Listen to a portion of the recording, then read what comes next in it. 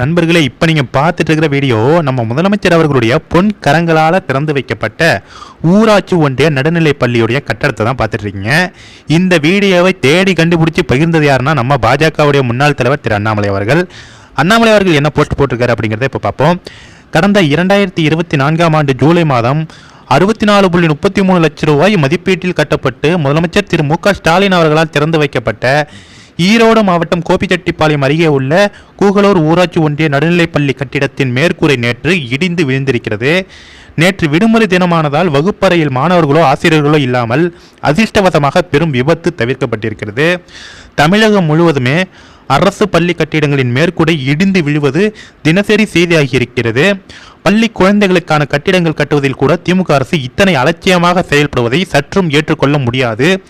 ஏழை எளிய குடும்ப பின்னணியில் இருந்து அரசு பள்ளிகளில் பயில வரும் குழந்தைகள் உயிர் திமுக அரசுக்கு அத்தனை இலக்காரமாக போய்விட்டதா அப்படின்னு கேள்விகளால் கிழித்து தொங்க விட்டுருக்காரு திமுக அரசை.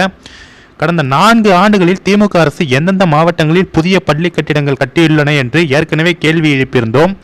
அதற்கு ஒவ்வொரு தொகுதி சட்டமன்ற உறுப்பினருக்கும் கடிதம் எழுதி நாடகமாடியதோடு நிறுத்தி கொண்டார் உதயநிதி ரசிகர் மன்ற தலைவரான பள்ளி கல்வித்துறை அமைச்சர்.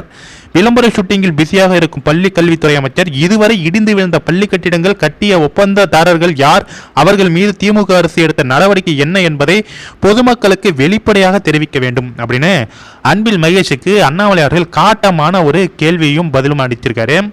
முக்கியமாக மேலும் கடந்த 4 ஆண்டுகளில் திமுக அரசு கட்டிய கட்டிடங்கள் அனைத்தையுமே தர உறுதி பரிசோதனை உள்ளாக்குவது அனைத்து தரப்பு மக்களுக்குமே நல்லது அப்படின்னு திமுக அரசு கட்டிய கட்டிடங்கள் மீது நம்பிக்கை இல்லாமல் நம்ம பாஜக முன்னாள் தலைவர் அண்ணாமலை அவர்கள் அதை மீண்டும் தர உறுதி பரிசோதனை செய்ய வேண்டும். ஏன்னா இந்த படம் மாவீரன் ஒரு படம் வந்திருக்குங்க.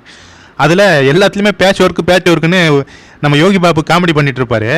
கிட்டத்தட்ட இந்த திமுக கவர்மெண்ட்டில் 4 ஆண்டுகளில் இவங்க கட்டின பள்ளிக்கூடங்களாக இருக்கட்டும் இல்லை பஸ் ஸ்டாண்டுகளாக இருக்கட்டும் அனைத்துமே பேட்ச் ஒர்க்கு தான் பார்க்கணும். மாட்டுக்கு கும்பலாக ஒரு இடத்துல நின்னாலே ஆபத்து தான். ஏன்னா கட்டடம் எந்த நேரத்தில் இடிஞ்சு விழுனே தெரியாது. அந்த அளவுக்கு ஒரு ஆபத்தான நிலையில தான் திமுக அரசு அதில் உள்ள அந்த காசையெல்லாம் கொள்ளையடிச்சு மிகவும் தரம் தாழ்ந்த ஒரு தரமே இல்லாத ஒரு கட்டடங்களை கட்டி கொண்டிருக்கிறது.